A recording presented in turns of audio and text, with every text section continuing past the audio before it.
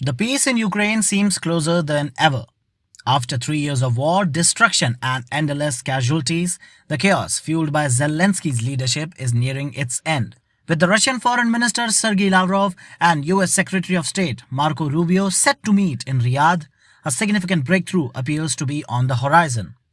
This signals a turning point, not just for Ukraine but also for the whole of Europe. But Zelensky, he is restless, struggling to accept the reality. As the ground shifts beneath him, he finds himself increasingly isolated, clinging to old narratives, those rusty ones once again. Instead of embracing the change, he is resorting to desperate rhetoric, trying to stall the inevitable. With the diplomatic efforts gaining momentum, his influence is fading and Ukraine's future is about to take a new turn. The Russian Foreign Minister Sergei Lavrov and Putin's foreign policy aide Yuri Ushakov have arrived in Saudi Arabia for talks with Trump's team. The Kremlin spokesperson Dmitry Peskov has announced the discussions will lay the groundwork for an upcoming Putin-Trump summit in Riyadh. Last week, Trump and Putin had their first call since the Trump's return to office, lasting over 90 minutes. Following this, the both sides confirmed for a face-to-face meeting now set in Riyadh. Rubio has arrived in Riyadh alongside with Trump's national security advisor Michael Waltz and Middle East envoy Steve Witkoff. The White House has not specified which officials will they be meeting in the Saudi capital.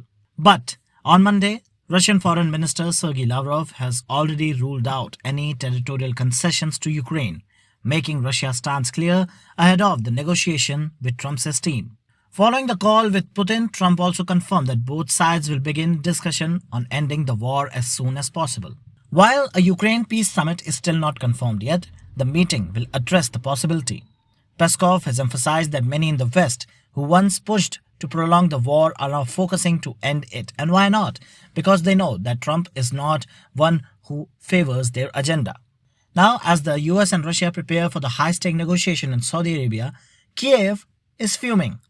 Why? Well, because the EU and NATO-backed money pipeline, disguised as aid, could be coming to a screeching halt. Zelensky, clearly rattled, declared that Ukraine will not recognize any agreement reached between Moscow and Washington unless Kyiv is directly involved. Zelensky isn't just furious about being sidelined in the peace talk. It is now accusing the Trump administration of strong-arming Ukraine into shady resource grab. The Ukrainian officials now claim that Washington is pushing a lopsided deal that reeks of old-school colonialism, with reports suggesting that US wants 50% stake in the Ukraine's rare earth mineral and American boots on the ground to protect them. Zelensky, if you remember, himself floated this idea last year, offering the West access to Ukraine's lithium, titanium and graphite reserve to Biden administration. But now when Trump's team is back in the office, he's accusing them, because Trump is making sure that the offer isn't just words. And so Kiev cries foul. The real question is, was this never about sovereignty or just about who gets to exploit Ukraine first?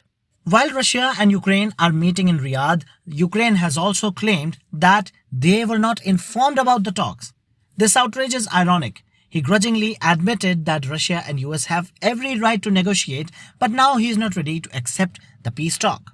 Now, with Trump and Putin setting the stage for diplomatic breakthrough, Zelensky's defiance seemed less about the sovereignty and more about self-preservation and saving his ASS.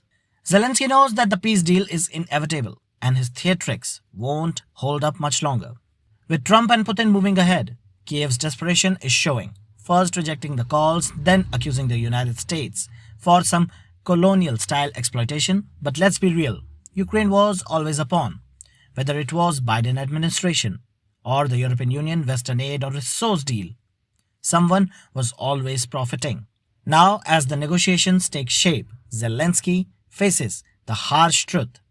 His unchecked power and foreign backing are slipping away fast, and he has no way out.